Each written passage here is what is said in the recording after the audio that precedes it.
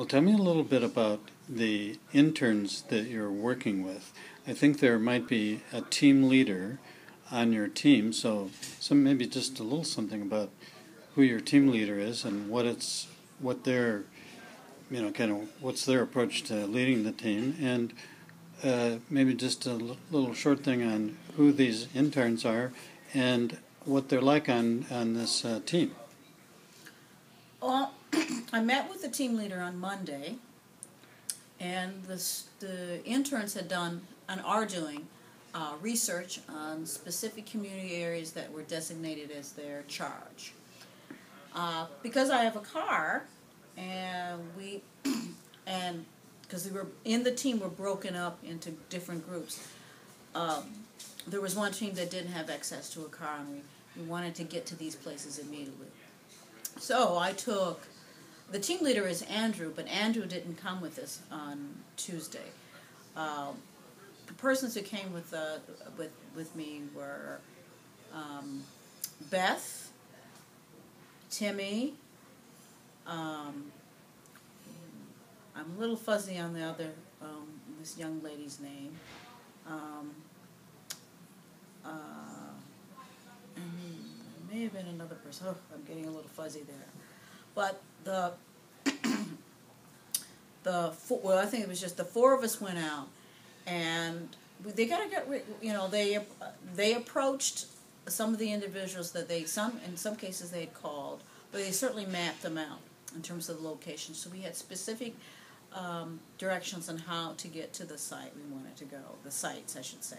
We parked the car and then just walked around the neighborhood to these where these vendors were, where these potential contacts and potential community organizations who will be a part of the fair in September. They got a great response. We went to one restaurant. It was closed, but while we were standing there on the street, and this was 43rd Street maybe, in south side of Chicago, a man was distributing cards about his business. And he walked away, and then he came back and said, "Look, I want you to go to this store just a couple storefronts down from where you are. This man has this great store. It's a ladies' store, and he's someone who's active in the community." So we went in, we introduced ourselves, and we essentially spent 45 minutes with this wonderful gentleman who not only was a businessman and an artist, but he was also very much involved in the community. So that he engaged us, and primarily, I'd say, the interns, in a lengthy conversation about what was going on in the community.